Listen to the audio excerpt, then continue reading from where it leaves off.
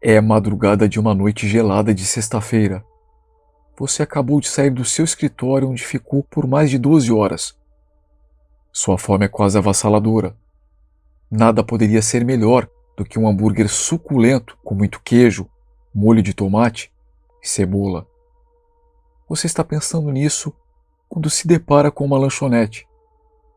Ela se chama Burger Chef. Era tudo o que você precisava.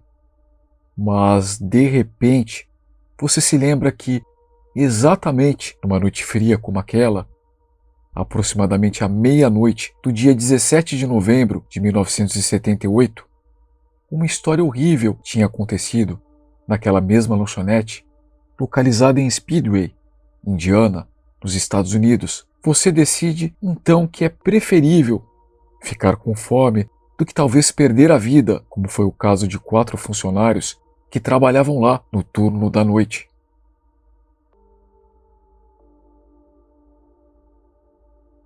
The Burger Chef family would like to have your family over for dinner.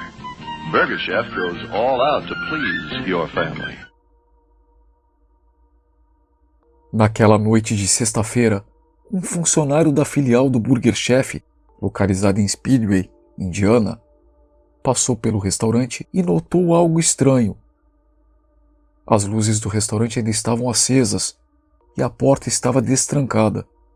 Quando entrou, ele descobriu que as 4 pessoas no turno daquele dia não estavam em lugar nenhum.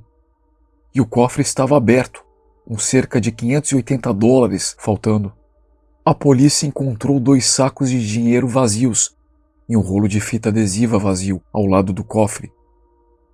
A polícia suspeitou que os trabalhadores haviam roubado o dinheiro porque o carro da gerente, assistente de 20 anos, Jane Fried, também estava desaparecido. Curiosamente, pertences importantes como carteiras e casacos de Jane Mark Flemont, de 16 anos, Daniel Davis, de 16, e Ellen Shelton, de 18, foram deixados para trás. A polícia fez sua investigação, mas não levou o assunto a sério, declarando que se tratava de um simples roubo. Ela concluiu que os funcionários tinham saído para uma festa com dinheiro roubado e era apenas mais um caso de adolescentes tolos arriscando um tempo na prisão apenas para se divertir. Embora fosse uma teoria plausível em uma cidade onde apenas havia acontecido poucos casos de homicídio nos últimos tempos, ela não considerou pistas importantes, como os pertences dos funcionários deixados no local e a porta dos fundos do restaurante aberta, que raramente era usada. Ignorando as aparentes situações estranhas, a polícia foi imprudente e não prosseguiu com uma investigação imediata em busca de pistas na cena do crime. Pior ainda, como o restaurante estava programado para abrir pela manhã de sábado, os novos funcionários entraram e limparam o local, preparando-o para mais um dia de serviço. O que eles não perceberam foi que também estavam enterrando evidências incriminatórias e pistas sobre o horrível incidente. É chocante pensar que a polícia permitiu que algo assim acontecesse. Para piorar a situação, a única fotografia da cena do crime foi tirada depois que o local foi limpo e aberto aos clientes. Vários erros da polícia dificultaram a investigação e comprometeram definitivamente a resolução do caso.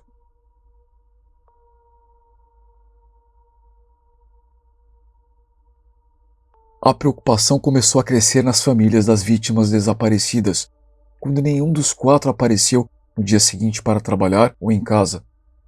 Infelizmente, ainda na manhã seguinte, o carro de Jane foi encontrado abandonado no meio da cidade. A porta do carona estava aberta. Daí em diante começaram as suspeitas de que um crime havia sido cometido. Com a polícia aparentemente mais envolvida, uma busca generalizada começou pelos 4 desaparecidos. No domingo, algumas pessoas estavam caminhando pela floresta densa do condado de Johnson, a 32 quilômetros do restaurante Burger Chef, quando encontraram 4 corpos, todos brutalmente assassinados.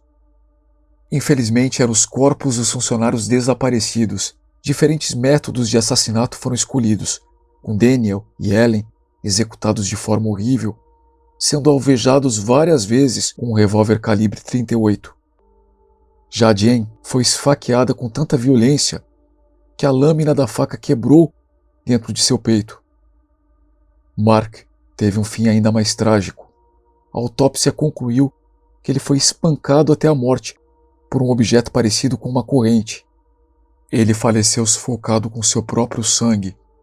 Curiosamente, a polícia encontrou objetos de valor, como relógios e dinheiro, junto às vítimas, que ainda usavam os uniformes da lanchonete, o que os levou a acreditar que o motivo por trás do assassinato poderia ser mais do que apenas um roubo que deu errado. A investigação retornou com força total. A teoria principal na época era de um roubo mal sucedido. A polícia acreditava que Mark, que estava cobrindo o turno de um dos outros funcionários, reconhecia um dos ladrões.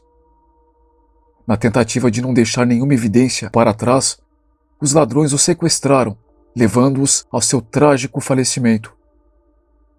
Uma testemunha ocular anônima apareceu e deu descrições de 2 homens, um com barba e outro barbeado. Ambos os homens foram descritos como brancos, de estatura média, e o homem barbeado tinha cabelos claros. Com essa descrição, a polícia fez modelos de barro dos possíveis suspeitos e a busca continuou. Até que um homem em um bar em Greenwood se gabou de ser um dos assassinos. Ele logo foi levado para interrogatório, mas depois de passar pelo teste de polígrafo, ele foi liberado. No entanto, o homem deu descrições e detalhes de uma gangue de ladrões de redes de fast food operando na área, que poderiam estar ligados aos assassinatos. Seguindo essa pista, a polícia começou a vasculhar os arredores, e foi em Franklin, no condado de Johnson, que eles encontraram um homem que se encaixava na descrição do homem barbado. Surpreendentemente, quando foi questionado, ele raspou a barba pela primeira vez em 5 anos, aparentemente com o objetivo de não ser reconhecido. Mas nada havia além de sua aparência que o ligasse ao crime. Outro homem que se encaixava na descrição do modelo de barro do homem loiro também foi questionado, pois havia passado um tempo na prisão por roubar lanchonetes de fast food. No entanto, sem evidências de apoio, também foi dispensado. Depois disso, o caso esfriou, e embora a polícia tenha aumentado o raio da investigação para cobrir a maior parte do país, os investigadores não conseguiram encontrar mais nenhuma pista. Foi só em 1984, 6 anos após o incidente, que Donald Forrester, um homem que estava preso na penitenciária de Pendleton, ligou para a polícia para confessar os assassinatos do Burger Chef. Ele disse à polícia que era um dos assassinos e que poderia fornecer informações em troca de sua liberdade.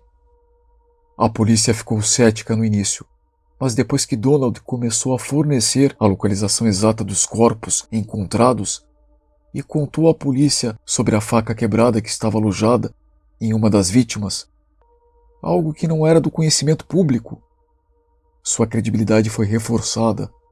Ele confessou ter matado Daniel e Ellen, atirando neles com a ajuda de seus cúmplices. Ele alegou que foi cobrar uma dívida que tinha com o irmão de Jane. Mark teria tentado intervir na discussão, e uma luta começou.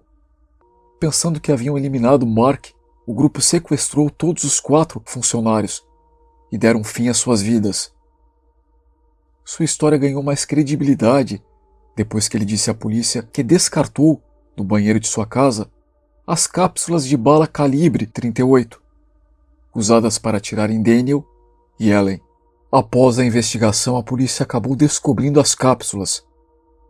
Parecia que com a ajuda de Donald, a polícia em breve pegaria os criminosos restantes. No entanto, em uma reviravolta do destino, alguém vazou informações privilegiadas da polícia de que Donald estava trabalhando como informante para eles. Ao saber disso, Donald parou de cooperar com a polícia, alegando que foi forçado a confessar.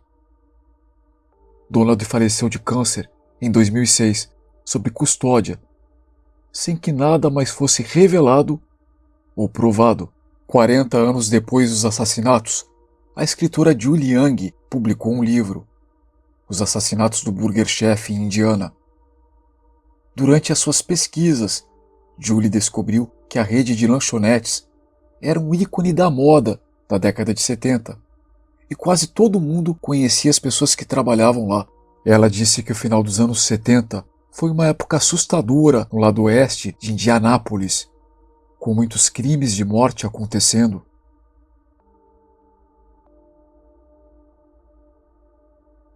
A obra levanta muitas especulações. Por que eles foram encontrados tão longe? Por que eles foram mortos para começar? 4 crianças morrendo de 3 maneiras diferentes. Isso não parecia com um assassinato muito bem planejado. Julie disse que passou 2 anos pesquisando, examinando cada notícia de jornal e reportagem de televisão que conseguiu encontrar, para fornecer o que pode ser a contabilidade pública definitiva do mistério do assassinato, que ainda ressoa hoje. Sua intenção não era apenas fornecer um registro público histórico do caso, mas homenagear a memória das vítimas.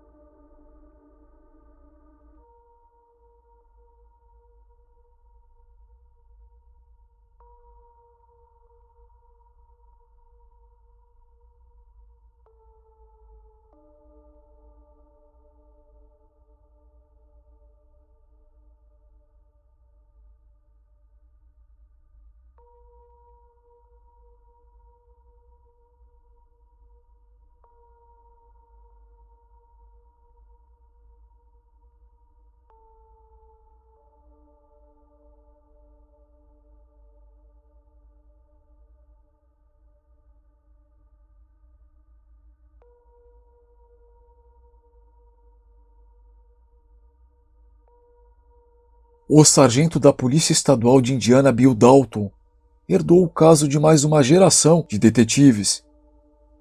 Ele disse que a cobertura do último outono do 40º aniversário dos assassinatos resultou em dezenas de dicas, algumas delas repetindo velhas suspeitas, outras oferecendo novas ideias.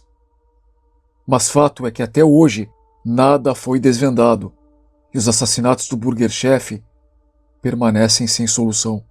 E você, conhecia esse caso? Tem alguma teoria? Deixem seus comentários, sempre com respeito. Chegamos ao final do caso apresentado hoje.